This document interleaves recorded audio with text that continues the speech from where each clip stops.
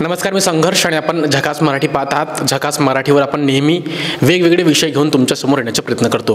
केशोरीचे जिल्हा परिषद सदस्य श्रीकांत घाडबांदे यांनी एक वेगळा मुद्दा उपस्थित केला आहे. तो म्हणजे जिल्हा परिषद गोंदियाच्या भ्रष्टाचाराचा एक त्यांनी मुद्दा उपस्थित केला आहे. खरं तर अनुसूचित जातींकरिता जिल्हा परिषद गोंदियाद्वारे जुडो, कराटे व योगा कौशल्य प्रशिक्षण अनुसूचित जातींच्या विद्यार्थिनींकरिता आणि महिला प्राध्यापकांकरिता तो कार्यक्रम आयोजित करण्यात आला होता. 2022-23ला हा मान्य झाला आणि त्याचे बिल जे आहे, देयक जे आहे ते 23-24ला मंजूर करून 3 वेगवेगळ्या NGOsच्या अकाउंटला त्यांचे जे देयके आहेत, पैसे आहेत ते त्यांना ट्रान्सफर करण्यात आले. खरं यांनी हा मुद्दा हाती घेतला आणि का बरं त्या सिलेक्टेड NGOच्या अकाउंट्सला पैसे गेले, त्यामध्ये भ्रष्टाचार झाला, सर्वसामान्य अनुसूचित जातींच्या विद्यार्थिनींवर, प्राध्यापकांवर किंवा अनुसूचित जातींवरच एकंदरीत हा अन्याय झाला, असा एक मुद्दा जिल्हा परिषद केशोरीचे सदस्य श्रीकांत घाडबांदे यांनी उपस्थित केला. नेमका हा काय मुद्दा आहे, त्यांचे काय प्रश्न आहेत, आज आपण त्यांच्याशी जाणून घेणार आहोत. आमच्यासोबत स्वतः बोलण्याकरिता केशोरीचे जिल्हा परिषद सदस्य, गोंदिया जिल्हा परिषद सदस्य श्रीकांत घाडबांदे. बहुत स्वागत आहे झकास मराठीवर. जसं मी म्हटलं की आपण एक वेगळा मुद्दा संपूर्ण जिल्ह्यामध्ये उपस्थित केला आणि एकंदरीत अनुसूचित जातींच्या विद्यार्थिनींकरिता, प्राध्यापकांकरिता एक जुडो, कराटे व योगा प्रशिक्षण, कौशल्य प्रशिक्षण नावाचा एक उपक्रम जिल्हा परिषद गोंदियामार्फत आयोजित करण्यात आला होता आणि त्यामध्ये घोळ झाला असा तुम्ही भ्रष्टाचाराचा आरोप केला. नेमकं काय तुमचा आरोप आहे, सुरुवातीपासून कसं समजावून द्याल? नक्कीच. जिल्ह्याभरातील 8,500 दलित विद्यार्थिनींवर हा अन्याय आहे. दलित विद्यार्थी, दलित प्राध्यापिका, दलित महिला यांना त्यांच्या स्वतःचं संरक्षण करावं म्हणून महाराष्ट्र सरकारने जिल्हा परिषदेच्या वतीनं त्यांना एक स्वतःचं आत्मसंरक्षण करता यावं म्हणून त्यांना जुडो, कराटेची ट्रेनिंग आपल्याला जिल्हा परिषदेच्या महिला बालकल्याणच्या वतीनं द्यायची होती. परंतु त्यांनी असं प्रत्यक्षात कोणालाही ट्रेनिंग, कोणालाही प्रशिक्षण न देता डायरेक्ट सगळे पैसे 85 लाख रुपये हे 3 NGOला ट्रान्सफर करून त्याच्या माध्यमातून पैसे त्याच्याकडून वापस मागून एक भ्रष्टाचार करण्याचं काम जिल्हा परिषदेच्या सत्ताधाऱ्यांनी केलेलं आहे. बरं, काय पुरावे आहेत आपल्याकडे? आपण कशा प्रकारे म्हणजे लिगली आपण कशा प्रकारे आपण आरोप करत आहात? माझ्याजवळ पुरावे नक्कीच आहेत. ज्यांनी ज्या संस्थेला त्यांनी बिल देयके सादर केली आहे त्याचे सगळे बिल कापी माझ्याजवळ आहेत आणि त्या NGOनी ज्या शाळेंची लिस्ट त्यांनी सरसकट एक शाळेची लिस्ट त्या सगळ्या NGOनी लावली आहे. त्या शाळेतल्या सगळ्या हेडमास्तरांचे प्रमाणपत्र माझ्याजवळती आहेत आणि सर्व तुम्ही मुख्याध्यापकांना विचारणे केले असता त्यांनी म्हणजे कोणत्या विद्यार्थिनींना, फक्त सरळ शाळेच्या विद्यार्थ्यांचा आकडा त्यांनी टाकला आहे, परंतु कोणत्या विद्यार्थ्यांना ट्रेनिंग दिला आणि सर्वात महत्त्वाचा म्हणजे त्यांना DBT मार्फत प्रति विद्यार्थ्यांना 1,000 रुपये त्यांना त्यांच्या अकाउंटवरती DBT मार्फत द्यायचा होता. त्यांनी तसं न करता सगळेच्या सगळे पैसे आपल्या NGOच्या खात्यावरती वळते केलेला आहे. बरं, नेमका आरोप तुमच्या कुणावर आहे? माझा नेमका आरोप आहे महिला बालकल्याणचे सभापती सन्माननीय सविताबाई पुराम आणि जिल्हा परिषदेचे माजी अध्यक्ष पंकज राहंगडाले यांच्यावरती डायरेक्ट आरोप आहे. कारण त्यांनी कोणालाही म्हणजे विश्वासात न करता, म्हणजे जिल्हा परिषदेमध्ये एवढा मोठा 8,500 विद्यार्थ्यांच्या दलित विद्यार्थ्यांवर अन्याय होताना सुद्धा त्यांनी त्याच्याकडे दुर्लक्ष केलं. म्हणजे ज्या अर्थी ते सत्ताधारी होते त्यांनी ते संगमत तर नाही याच्यात, अशी शंका आज ह्या निमित्तानं वाटतं. महिला बालकल्याणच्या डेप्टी COने ते पैसे देयके सादर केलेला आहे. आपण हा मुद्दा सभागृहामध्ये जिल्हा परिषदेमध्ये मांडला, इतर सदस्यांशी आपण चर्चा केली? बिलकुल. मी 28/3/2025ला जी सर्वसाधारण सभा झाली त्या सर्वसाधारण सभेमध्ये मी हा मुद्दा उपस्थित केला आणि त्या ठिकाणी महिला बालकल्याणचे जे डेप्टी CO आहेत आता विद्यमान कटरेजी, त्यांनी सरळ सांगितलं का माझ्याजवळ ह्या संदर्भातला कुठलाही पुरावा उपलब्ध नाही, मी इथली कुठलीही माहिती देऊ शकत नाही. माझा तर खरा आरोप आहे, कारण की मी 25 तारखेला त्यांना एक लिगली पत्र दिला आणि त्या पत्रामध्ये मी महिला बालकल्याणचा मुद्दा उपस्थित केला. सन्माननीय अध्यक्ष लायकराम भंडारकरजी यांनी त्याचा रेफरन्स देऊन त्या डेप्टी त्यांना पत्र दिला की बाबा याच्यात असा मुद्दा श्रीकांत घाडबांदे यांनी उपस्थित केला, याची उत्तर तुम्हाला त्या सभागृहामध्ये द्यावं लागेल. तर त्यांनी तसं कुठलंही आणि एकदम सभागृहात सांगतात की मला काही माहीत नाही.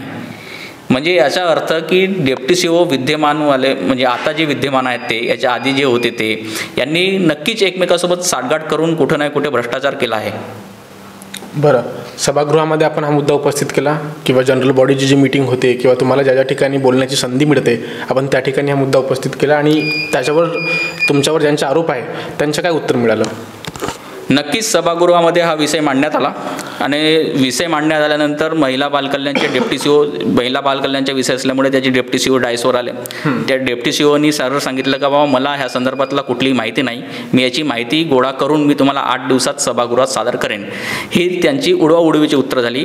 परंतु माझा हा मुद्दा जसा उपस्थित झाला, याच्यावर जेव्हा चर्चा झाली त्याच्यावर माजी सभापती सन्माननीय सविता पुरामजी ह्या उठल्या आणि ते म्हणाल्या की असं काही झालं नाही, ते योजना ते तशी नव्हती, अशी नव्हती, तशी नव्हती. त्यांनी आपला स्पष्टीकरण देण्याचं काम केलं. मी पण त्याच्यावरती म्हणजे प्रश्न तयार करून त्याच्यावर मी त्यांना घेरण्याचा प्रयत्न केला.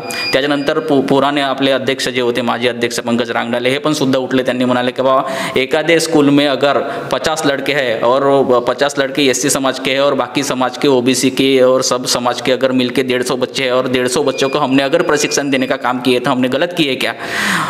फिर उसके त्याच्यावर मग माझा प्रतिप्रश्न असा होता का 50 विद्यार्थ्यांना प्रशिक्षित केला का 150 विद्यार्थ्यांना प्रशिक्षित केला, तो माझा प्रश्न नाही. परंतु माझा प्रश्न असा आहे की प्रत्यक्षात प्रशिक्षण झाला नाही. बरं, तुमचा हा आरोप आहे आणि तुम्ही आनंद एज्युकेशन सोसायटी म्हणून एक सोसायटी चालवता, ह्याच्या मार्फत तुमच्या शाळासुद्धा आहेत आणि ह्या जे प्रशिक्षण दिलेल्या शाळांमध्ये तुमच्यासुद्धा शाळेचा उल्लेख आहे. तुम्ही सुद्धा एका शाळेचे संस्थेचे अध्यक्ष आहात. तुमच्या शाळेमध्ये असं प्रशिक्षण झाला किंवा झालं आहे का असं प्रशिक्षण वगैरे? नक्कीच. माझ्या शाळेचं नाव त्या मी जेव्हा अर्जुनी मोरगाव तालुक्याच्या जेव्हा लिस्ट त्या म्हणजे तीनही म्हणजे मातोश्री बहुउद्देशीय शिक्षण संस्था म्हणजे मातोश्री बहुउद्देशीय संस्था असो नागपूरवाली की गोंदिया जिल्हा टायक्वांडो असोसिएशन किंवा DGM टायक्वांडो स्पोर्ट एज्युकेशन असो, त्यांनी त्यांचे देयकाच्या जेव्हा बिलचे लिस्ट जेव्हा मी पाहिला तेव्हा नक्कीच माझ्या 5ही शाळांचं नाव आहे. विदर्भ कनिष्ठ महाविद्यालय, त्याच्यानंतर डॉक्टर राधाकृष्णन कॉन्व्हेंट, स्वर्गीय पंढरीबाबू घाडबांधे हायस्कूल. तर मी नक्कीच या संदर्भात मी माझ्या मुख्याध्यापकांना विचारणी केली असता त्यांना ह्या संदर्भात कुठलंही माहीत नाही. आणि त्याच्यात सरसकट त्यांनी सांगितलं का 6 विद्यार्थी, 10 विद्यार्थी, 15 विद्यार्थी जवळपास माझ्याच शाळेवरती. त्यांनी माझ्या केशरीला अजून एक शाळा आहे नवोदय हायस्कूल, तिथे 49 विद्यार्थ्यांनी त्यांनी 49,000 रुपये त्यांना दिलं म्हणून सांगितलं. त्यांचाही पण मुख्याध्यापकांचं म्हणणं आहे की आम्हाला काही माहिती नाही. कारण की प्रत्यक्षात तो कोण प्रशिक्षक आहे, कुठली संस्था नेमली आहे, त्या हेडमास्टरला या संदर्भात काहीच माहीत नाही. डायरेक्ट बिल सादर झालेले आहे.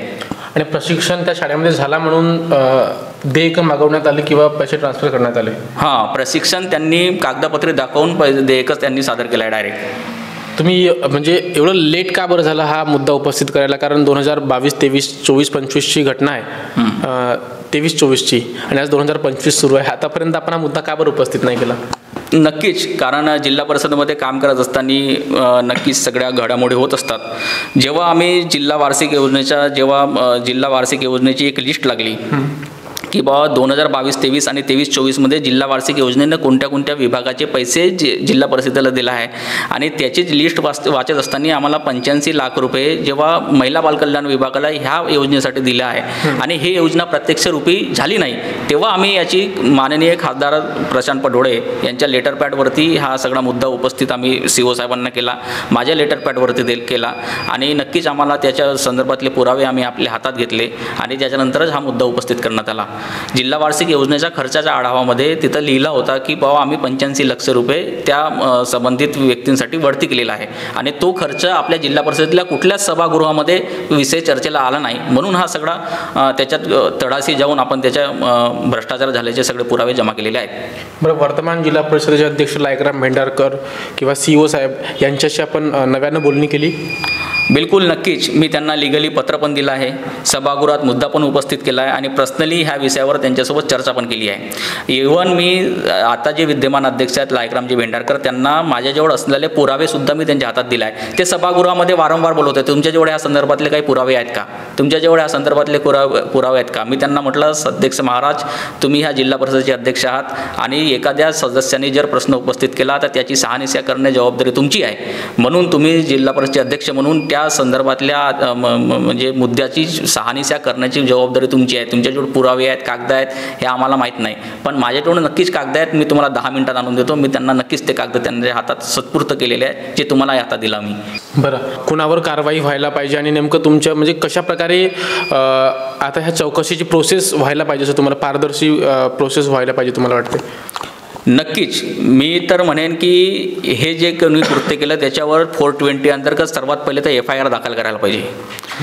FIR दाखल केल्याच्या नंतर हे जे देयके ज्यांच्याजवळ दिले आहेत त्यांनी जिल्हा परिषदेला रिटर्न 85 लाख रुपये द्यायला पाहिजे आणि जे 8,500 विद्यार्थी जे आहेत दलित समाजाच्या त्या विद्यार्थ्यांना हजार रुपये DBT मार्फत द्यायला पाहिजे आणि त्याचा खरं प्रशिक्षण देऊन त्यांना प्रशिक्षित करणं ही जिल्हा परिषदेची जबाबदारी आहे. नक्कीच या संदर्भातली चौकशीसाठी मी जे जिल्हा परिषदेमध्ये सभागृहामध्ये जो मुद्दा उपस्थित केला त्याच्या अवतरण प्रतसाठी मी अर्ज केलेला आहे. नक्कीच त्याची अवतरण प्रत मिळताबरोबर मी कमिशनर ऑफिस नागपूरला त्याचा म्हणजे ते अवतरण प्रत आणि माझ्या लेटरवरती कंप्लेंट मी करणार आहे. नक्कीच या संदर्भातले जे कोणी चौकशी केल्यानंतर जे कोणी दोषी असेल त्याच्यावर कठोर कारवाई करण्याची मागणी आम्ही केलेली आहे. कारण की चौकशीचा आदेश मी देऊ शकत नाही तर चौकशी करण्याची विनंती केलेली आहे. बरं, आणि जर तुमच्या विनंतीनुसार जर प्रोसेस झाली नाही तर तुमची काय भूमिका असेल?